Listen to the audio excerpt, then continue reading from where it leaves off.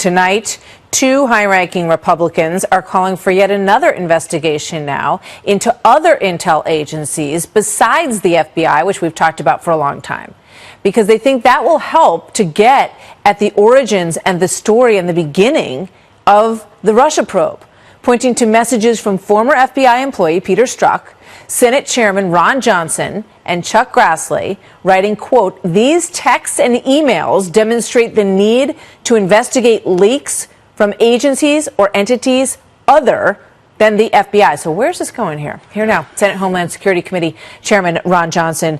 Chairman, good to have you with us tonight. Thank you very much for being here. So we know that Michael Horowitz is investigating the Department of Justice, which is the overseeing body of the FBI. Where do you think these text messages send you looking for another inspector general to also look at other parts of these intel agencies? Well, hello, Martha. Well, the texts that we revealed, the emails we revealed in our letter to the Intelligence Community Inspector General Atkinson. First of all, one was already released back in September, but largely overlooked. And to quote it, the text from Peter Strzok to Lisa Page, "Think our sisters have begun leaking like mad. Scorned and worried and political, they're kicking it into overdrive." I mean, that's pretty puzzling right there. I mean, what are the sisters are they talking about? I mean, oftentimes you refer to sister agencies. And then later on, by the way, this was in December of 2016 in the transition. And then in April of 2017, an email that Peter Strzok sent to his colleagues talked about, "I'm beginning to think the agency got info a lot earlier than we thought and hasn't shared it completely with us. Might explain all these weird, seemingly incorrect leads all these media folks have. Would also highlight agency as source of some of the leaks." So it's really puzzling. In those first text messages, what would these sister agencies be worried about? And to refer to these agencies as political, Peter Strzok and Lisa Page referring to somebody political, I mean, that's like the pot calling the kettle black. But what are they kicking into overdrive? And it's also pretty puzzling when you start talking about agencies, other agencies other than the FBI, leaking information that produce weird, seemingly incorrect stories in the news media. So this raises all kinds of questions, all kinds of concerns. And we're just writing the Inspector General of the Intelligence Community to see if, like Michael Horowitz, the Inspector General of the Department of Justice, has he undertaken or initiated an investigation into leaks from those agencies?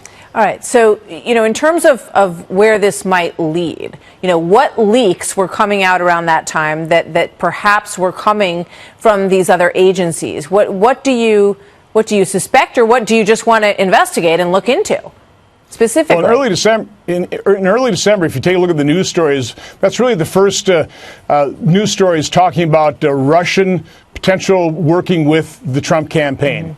Or involvement with the Trump organization.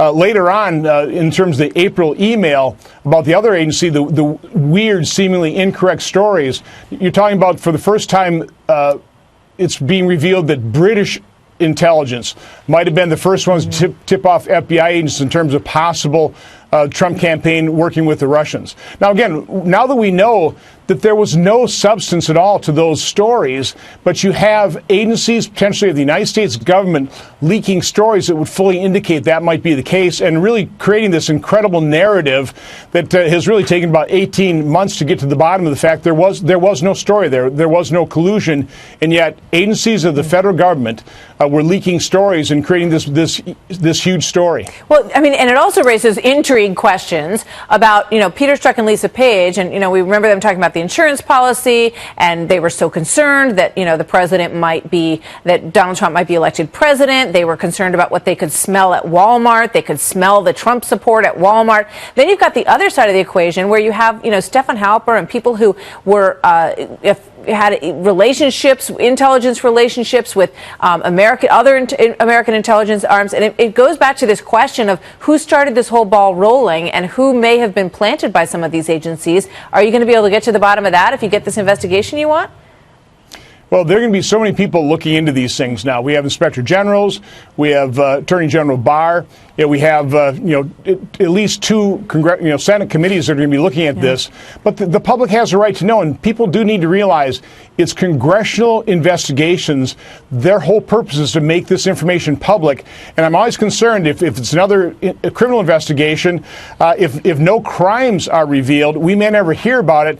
But this is just potentially wrongdoing on the parts of these agencies that the public has to know about. And that's really what congressional investigations are all about. And that's what I'm going to be tenacious about uncovering. And those stories that leaked definitely bogged down the early period of the Trump presidency, and no doubt led to a lot of frustration, which, according to the Mueller report, ultimately led to no finding of any criminal wrongdoing. Senator Ron Johnson, always good to see you, sir. Chairman, thank you. Have a good night. You bet. You too. Well, the latest threat from the Democrats scheduling a vote this Wednesday to try to hold Attorney General William Barr in contempt for not providing Congress with the full, unredacted version of the Mueller report. That's got Republicans saying this is a gross overreach. Joining me now from the Heritage Foundation, Kelsey Bollard. So Jerry Nadler refuses a DOJ offer to read a minimally redacted version. I mean, the Attorney General offered that version, that read, to 12 congressmen. And now he's filing potential contempt charges. Your take on all this? You're right, Liz. This is absurd. The general public saw a version of this 400-plus page report with only 8% redacted. And then congressional leaders were offered the opportunity to see a version of the report where only 2% was redacted. And that 2% is required by federal law to be redacted because of grand jury. So the question is, why would Nadler be wanting to hold Attorney General Barr in contempt? Really, this is just political theater, and I think an attempt to discredit Barr and get ahead of what could be very unflattering conclusions that come from Barr's investigation into how this whole Trump-Russia investigation began. I mean, Eric Holder was held in contempt in 2012, connected to the Fast and Furious scandal. What's the fallout here of holding William Barr in contempt? And the final question, Mueller is scheduled to, I think, testify on May 15th. Your reaction to that as well?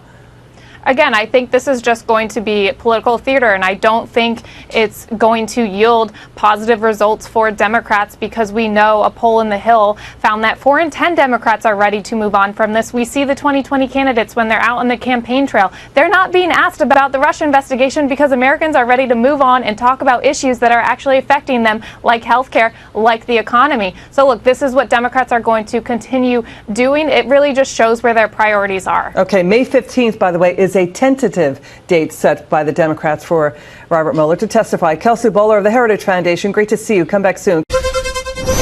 Failed presidential candidate Hillary Clinton continues her complaint and whine tour, unable to apparently let go of her loss to President Trump in 2016. As I've been telling candidates who have come to see me, you can run the best campaign, you can even become the nominee, and you can have the election stolen from you. I think she was channeling, if I'm not mistaken, Bernie Sanders, who she stole that election, did she not? Clinton's comments in Inglewood, California, coming in front of a crowd that paid as little as, are you ready for this, $2 a seat.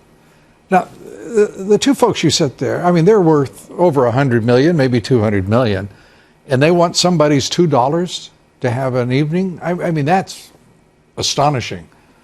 Joining us tonight, Steve Bannon. He's the former White House chief strategist, former senior counselor to President Trump. He is a great American, and it is good to see you. Thanks for having me, Lou. Let's start with, let's ignore the Clintons, shall we? Can we do that? I think it's pretty easy to do. Let's start with this president. The grifter tour. The grifter tour, I like it, at $2 a throw. Cheap at any price. Yes, you got it. This president standing up today and saying to Xi Jinping that, you can renege, you can do whatever you wish, but there will be consequences. This is the man we elected, period. This is a great president. Well, I think you compare and contrast Hillary Clinton to what Donald Trump, I happen to think today was the most important day of Donald Trump's presidency. Really? Yes. But listen, he's president of the United States because of the rejection of working class people and middle-class people about managed decline of our country at the hands of people like Hillary Clinton.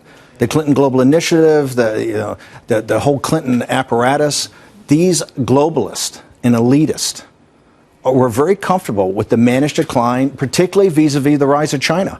And Donald Trump confronted that, particularly in the upper Midwest. This is the reason he won states like Pennsylvania, Ohio, Michigan, and Wisconsin. People understand, like J.D. Vance, the great sociologist who wrote the book Hillbilly Elegies, the factories went to China, the jobs went to China, and the opioids came in.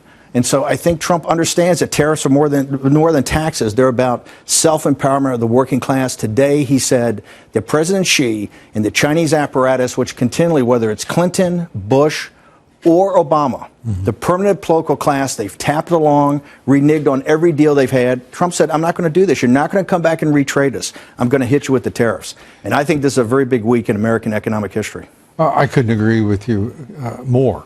And to think the opposition that this president has faced, the unregistered foreign agents that are represented on Wall Street, the Koch brothers, the Chamber of Horrors, the Business Roundtable, U.S. multinationals and their lobbyists, the idea that this president has to contend with them while he's also negotiating with Xi Jinping and his emissaries.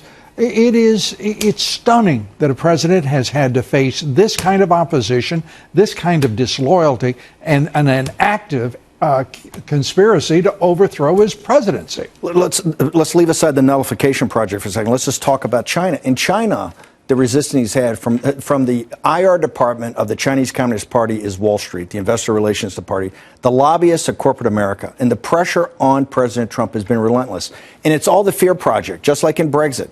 It's the fear project, Project Fear, that if you don't actually get a deal that's just about buying more soybeans, you're going to have a collapse of the stock market, an economic catastrophe. President Trump has stood up against that. President Trump says, no, this is an economic war. We're going to have fundamental structural change in the state capitalism that China has. China has this system of state capitalism.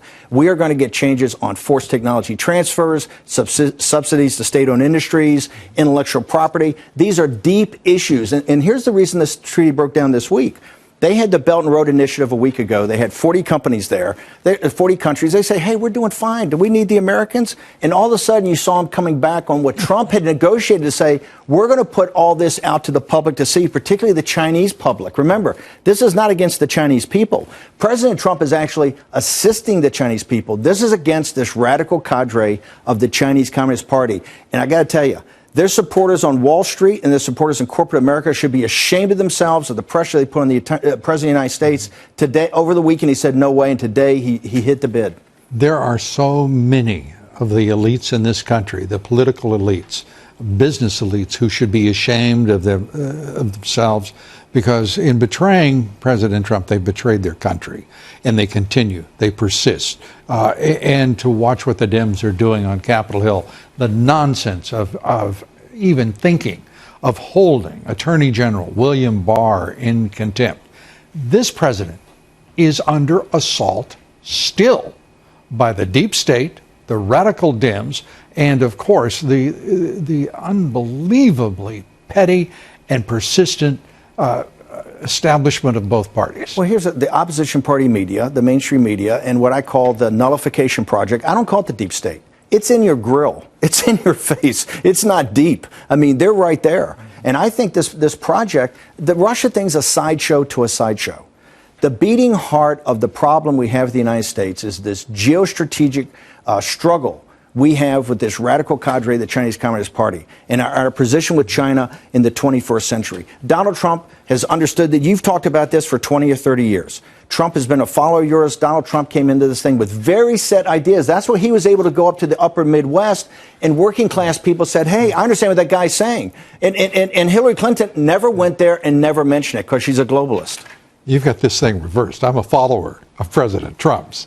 And yeah, but you've been talking about this for a long time. You've been on. There's an old saying: "Talk's cheap." What this president is doing, the actions he's taking, extraordinary. By the way, and the pressure he's had, and I think that's why that tweet the other day. Here's the key thing: the Chinese have done what they've always done to American presidents, and he said, no way, you're not going to retrade us. This deal's going to be out in the open, and hey, here come the tariffs. Here come the tariffs, and here comes America, thanks to a fella named Trump. Steve Bannon, great to see you. Come Mr. back Dobbs, soon. thank you for having me. Thank you, sir. Mr. Bannon.